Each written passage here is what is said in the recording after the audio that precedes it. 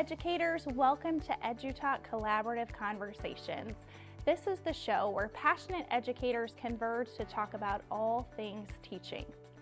In every episode of EduTalk, we delve into a study and we hear from a dynamic panel of educators who discuss the study and then translate those findings into tangible tools for our everyday endeavors. I am your host, Jeni Langfelt, and I cannot wait to share this episode's study with you and for you to meet our panel of educators joining me here on set at KPAO Omaha Community Television. Well, without further ado, let's delve into this episode's educational study. When we consider the factors influencing student achievement, teachers hold the paramount position. They directly impact students' learning experiences every day. Following closely behind are principals whose leadership and vision shape the learning environment within the entire school building. Today, our focus shifts to the significance of district leaders. Visionary district leaders are the architects of educational systems that are resilient, inclusive, and capable of preparing students for the future. Today's article is titled Instructionally Engaged Leaders in Positive Outlier Districts. It was authored by Caitlin Scott, Linda Darling-Hammond, and Dion Burns. It was published in October of 2020. It is actually a brief that was derived from a more comprehensive report called Closing the Opportunity Gap: How Positive Outlier Districts in California Are Pursuing Equitable Access to Deeper Learning. That's a mouthful. This expansive report was released by the Learning Policy Institute in September of 2019. Decades of research underscore the pivotal role of district leadership in enhancing educational outcomes and student success. The research shows that district leadership can have a major impact on student success, even beyond the individual socioeconomic factors. When districts center their efforts on improving student achievement, they align teaching methods and materials, and make decisions based on evidence that can greatly improve educational outcomes for all students. These practices include fostering district-wide efficacy, improving communication, enhancing instructional leadership, and implementing improvement strategies reflect a holistic approach toward education. By not isolating schools, but instead promoting systemic change, districts can significantly elevate educational standards and outcomes for students. This research study, conducted from fall 2017 through winter 2018, utilized a mixed methods approach to explore the success of positive outlier districts in California. Districts in the top right quadrant of this figure on your screen were identified as positive outlier districts. These districts stood out because their African American, Latinx, and white students all significantly outperformed their peers in state assessments, even when socioeconomic status differences were accounted for. The research involved comparative analysis of 7 districts chosen for their geographic and demographic diversity to uncover the practices contributing to their students' exceptional achievements. Particularly, the focus was on understanding how these districts were able to support student success across diverse populations, challenging the assumption that higher academic performance is simply tied to socioeconomic status. By examining leadership practices alongside socioeconomic adjustments, the study aimed to identify effective strategies that could explain the notable success of students of color in these districts. The analysis of successful strategies in these positive outlier districts illuminate 5 pivotal areas contributing to their achievements. Number 1, stability and longevity. Leaders in these districts, often in sustained positions over many years, have backgrounds deeply rooted in education, usually advancing from roles as teachers to principals and finally district administrators. This progression ensures that leaders are intimately familiar with the unique challenges and opportunities within their districts, while also fostering a culture of trust and collective purpose among staff and educators. Number 2, leadership pathways. Furthermore, these districts actively cultivate leadership from within, establishing a robust pipeline that encourages teachers with leadership potential to gradually take on more leadership roles. This approach not only ensures continuity and stability, but also enriches the leadership pool of individuals who possess a thorough understanding of the district's culture and practices. Number 3, collaborative professional learning. In the standout school district, successful management strategies played a key role in getting educators at all levels to actively participate in collaborative professional learning. This collaboration not only spanned across individual schools, but also between roles, fostering a system-wide culture that prioritizes learning for adults and students and ensures alignment across teachers, principals, and central office staff. Number 4, observation and feedback. In positive outlier districts, leaders engaged in various observational strategies like walkthroughs, instructional rounds, and collaborative inquiry visits to support and shape effective instruction system-wide. These practices emphasize the role of consistent, focused observation and feedback in building a collaborative culture that prioritizes learning and supports leaders, effectively driving educational success across the districts. Number 5, use of data. In these districts, the researchers saw a careful and ongoing approach to adopting new educational standards and promoting deeper learning.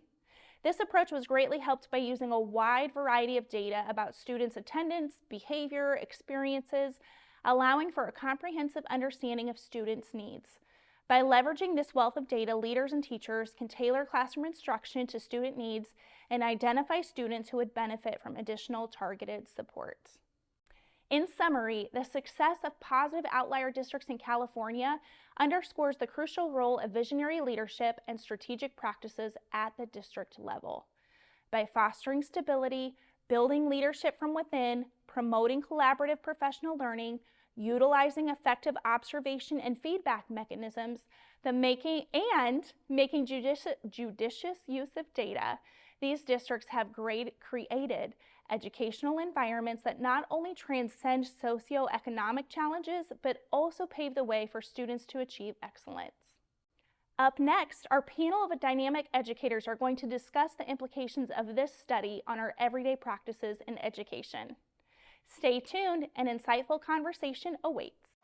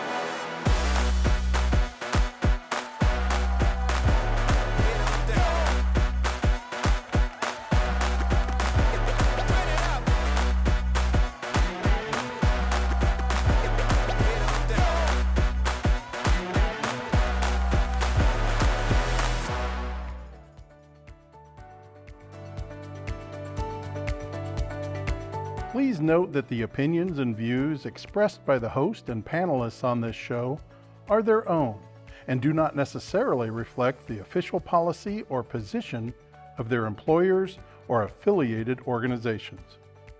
Welcome back to EduTalk Collaborative Conversations. I'm your host, Jenny, and I am so glad that you are hanging out with us today. I cannot wait for you to meet today's panelists. They are both high caliber leaders. They are highly respected in education and outside of education, and they are going to share their insights with us today. I can't wait for you to meet them. And so before we jump into our conversation, I'm going to give them a moment to let them introduce themselves to you. And I just want you to think your network got just a little bit bigger today, and you can consider these your new colleagues. Okay, up first, Dr. Tui. Thank you for having me here today. I'm very pleased to be here and talk education. Yeah. So my background is that I started off as a public school teacher with Omaha Public Schools, had amazing experiences within the district as a classroom teacher. And then when I finished my administration degree, I was supervisor of social studies, which gave me all kinds of great experiences K through 12. Yep. And then a unique opportunity presented itself where I was able to go back to Lewis and Clark as a data processor and get that experience as assistant principal, really learn more about all kinds of interesting things with behavior and how to help children be successful. Yeah. And then Marion High School approached me because I am an alum of there, and the head of school was retiring, and it was a chance to go back to my roots. I love it. And so I was able to go back there as head of school, which is both president and principal. And then after 5 years, I needed to step back from that role because they were going to split it and be the principal and the president. Oh. And that was the right decision for the school, but I thought I would try some new things and was approached by the Logier Foundation at that time. And they said, you've had this public school experience, this private school experience. We'd like to create a school that's very unique, and we think you might be the right person. So jumped into that as head of school at Nelson Mandela, and after 5 years, we hired a principal. And now I'm still serving as a superintendent, but not doing the day-to-day principal work. So. Oh, wow. You have such a rich experience and journey through education. Thank you for sharing that. You bet. Dr. Riley. Thank you for having me on. It's an honor. Thank you. My name's Kevin Riley. This is my 47th year in public education. The first 5 years were in the Millard Public Schools as a teacher and coach. A call out of nowhere led me to a position as assistant junior senior high school principal in Gretna, Nebraska. Okay. Did that for 3 years. The principal left, and I became the junior senior high school principal for 14 years. And then when the superintendent retired, the board asked me to be the superintendent, which I never had planned on. I did not expect. And again, just kind of came out of nowhere. The last 5 years I've been at UNO, and I teach the superintendent preparation for certification coursework and a building principal course and a initial leadership course. So busier than I probably need to be, but that's what happens. That is what happens. What is unique about both of your stories is you're doing this amazing work and then doors open to the next thing. And there are unique opportunities that you're just the right fit for. I love that. Absolutely. Okay, so let's transition into the study that we've all read and that we've just discussed via the show. Okay, so one of those 5 main areas that came out of these outlier schools, that this is how they did things different and here were the amazing results, is their use of data. And so I know that you guys use data at Nelson Mandela and you're really making some amazing shifts for students there. So can you just talk to us about how you guys use data to inform instruction? Absolutely. Okay. Well, first of all, we know that we need to triangulate the data. You can't use just one data set to make a decision about a child. So we believe it's those informal classroom observations from the teacher, their interactions with the child, and then we use the Woodcock-Johnson as our year after year kind of stick in the sand. And then we use the MAP. So we have that formative assessment that's going through 3 times a year to see where are you with your instruction. And if all 3 of those things are saying the same thing, we feel like we've got it. But sometimes 2 of those things may say the same thing and 1 is off, and then we really have to do some more evaluating, right? So what's exciting for us is we actually start evaluating and using data really early. We're lucky enough to have an early childhood center, so we actually start the Woodcock-Johnson before they even start at our school. We also have a 14-month kindergarten program. So we start kindergarten in June, and then they go for an entire year and don't finish till the following July. So we're able to start off with really good data in June and July to find out how these little people are coming to us, what they know or able to do. So when we start in August, we are hitting the ground running. We use, of course, like I said, the MAP, and we then use that data to create small groups, intervention time. We use all kinds of different resources. We have access to Title I, which is helpful. We have our own reading coach in the classroom, in the building. So we use all those data points, and then we have in our team room huge posters that show where are we right now, where do we want to go, and how are we going to get there, and then use grade level meeting times to look at that data and make plans. Yeah, what a beautiful example of using multiple sources of data. I love it. Thank you so much. Okay, Dr. Riley, you have that extensive experience, 47 years, you're probably 48, and but a lot of that chunk as a superintendent. And because I had the benefit of being in your class, I know some of the things that you're passionate about, but I know that you also used research to help your team as a superintendent make good decisions. So can you talk to us about how you did that at the district level and then at the building level as well? Well, first off, you were a star pupil, right? Absolutely, and we're very proud of you and what you've accomplished. I think that something that I see that is directly connected is in the area of assessment. I think overall the profession is out of balance. When we first started to see the accountability moving forward. It has shifted that triangle to kind of stand on one point. And that's always dangerous, especially for children. So we start off with No Child Left Behind, all based on a lie, the Texas miracle, so to speak. We've gone into NISA, NSCAS, NSCAS Plus, MAP, et cetera, et cetera. We can't seem to stay on one horse. But in our district, when we saw that coming, I remember my assistant superintendent and I looking at each other and I said, we're not going to let this hurt our teachers and our kids. We are going to control this. We're not going to go into anything blind. And we are not going to chase test scores because I think I see that happen in our profession. And so it was a return to the research on assessment for learning, a return to the research on high quality classroom and district-wide assessment. We knew that was going to require a crash course for all of us, including the admin team, and we meet, and I think they still do once a week, and we spend a lot of time together. So we had that opportunity to do that, and so we started to bring that together. We started to focus on our vision of what it's going to be in our district, how we will prepare our kids for assessments that don't always make sense to them. We knew that we had to put ourselves onto a schedule. We already had in place cultures of respect and responsibility, so we had the time and could focus on these things. The staff initially was a little reluctant. I went out and spoke to every one of our staffs, and then through negotiations with our board, we started to beef up our staff development days to take this on, because teachers have to have the time. You can't just dump it in their laps. We beefed up our professional learning communities. It ultimately led us to including students as partners in their learning. And that's what high quality assessment, classroom and district-wide assessment will do. It also ultimately led us to executive functioning, which are the steps every child needs to begin to be successful at learning. Because when assessment isn't done properly, there is a large percentage of kids where learning just stops. Then we wonder why they misbehave. We wonder why they don't want to come to school.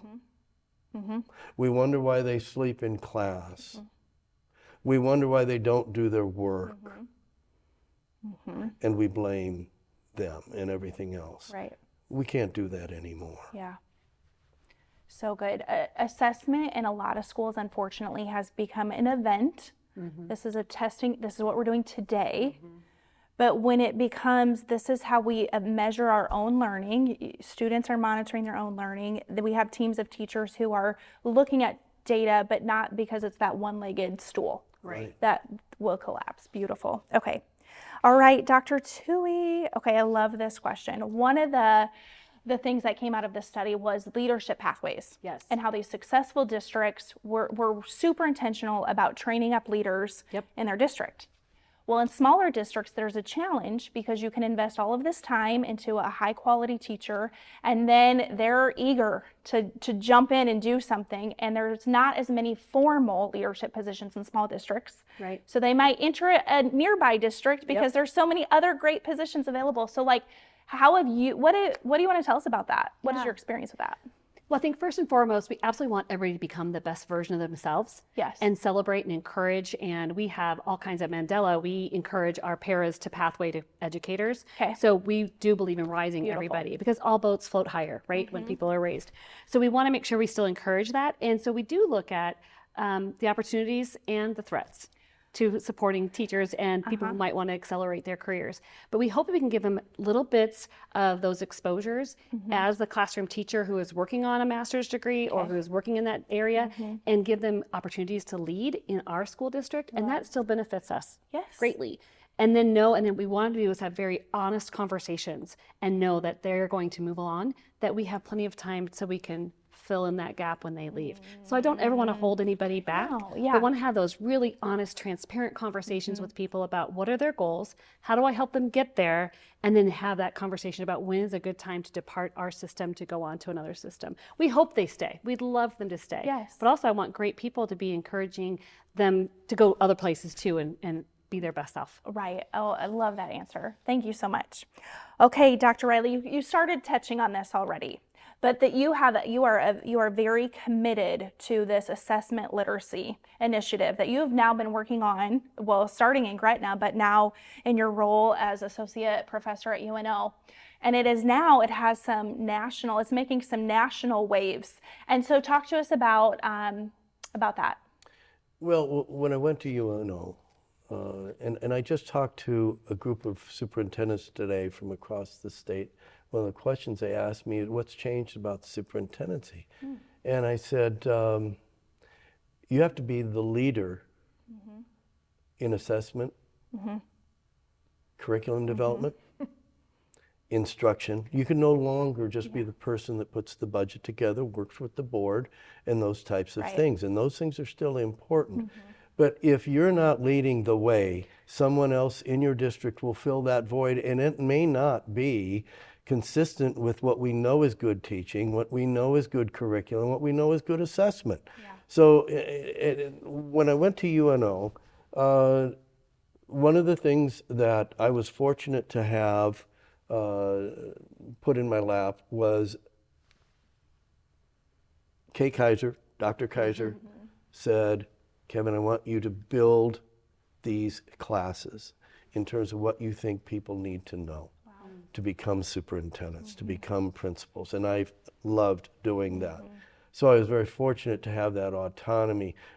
So in the symposium on school leadership, one of the classes you were in, the textbook I use is a book used by Rick Stiggins, written by Rick Stiggins, The Perfect Assessment System. It's 100 pages long. It's a quick read, but it's all the work that he's put together over the past 40-some years. And in those conversations that we had, as we talked about quality assessment, I remember a number of you from that first class saying, why didn't we know this? I know. It's true. Why didn't we know this? And it got me to thinking. I called a friend of mine who was the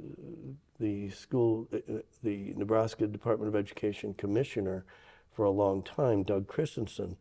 Doug was at Doane at the time, Doane University, running their program. I said, Doug, are you seeing this? He said, yes. I said, we need to develop something, an assessment literacy curriculum, because you know and I know assessment is our Achilles heel. It always has been. It's really hard work to do it right, okay? Yep. And as a profession, we've kind of outsourced that to the testing companies, which was a big mistake. True. Which that statement was made by one of my students in this particular class. Anyway, we started to develop, we have a great group of people that, and I won't mention them all, that has put this together. And we had the idea, okay, it can be a 3-hour course, a 1-hour course, a supplement to an existing course. And so we're seeing it being used at UNO, we're seeing it being used at UNK, starting at UNL, and so we're seeing that start to go. But I think that what we're seeing at the state and nationwide is that we know that a one-legged stool doesn't work. We need a balanced assessment process for kids. It's not that any one test is bad. No. Right. It's just that they're limited in what they can do. Put them together. This is where we should be, that triangulation that you mentioned. Yeah. And so we're starting to see this take hold at a number of levels, at the state and national levels. So exciting. I can't wait to watch that grow. So thank you so much to both of you for sharing your insights on data use and training up leaders and assessment literacy. So we're going to wind down our conversation, but we're going to shift our focus to the future. So when you both look at what's on the horizon for education, what are you either most excited about or hopeful for? That what's in our future? Yeah. Whoever wants to go first. Okay. Well, I have to laugh because when I read your question, I remembered that when I first started teaching, the open concept school was the big deal. There was no walls. This is going to be great. And quickly we started building walls with our cubicles. Put the ball back. So it's fun to see the ebb and flow of education. So true. What's exciting for me is, now there really is a big push and understanding of the science of reading. And I think this is going to make a huge difference in why is that child falling asleep or not coming to school? Probably because that child isn't a good reader. And if we can change that way back in pre-K through third grade, I think we'll have a whole different way in which children are ready to engage and learn to be excited about school. So I'm really excited that this has become a national movement. It has. And I think it will make a big difference. Me too. I'm excited about it. Wonderful. Dr. Riley. And I'll stay in the same vein for a few more minutes. Yeah. I hope to see that our children become partners in their learning, that they know what their next step is to take in order for them to succeed. Because when that happens, we are wired as human beings for success. And when kids see success, it makes them want to achieve more. The opposite is not true. Again, when they fail and fail and fail, learning stops. Amen. Yeah, that's so good.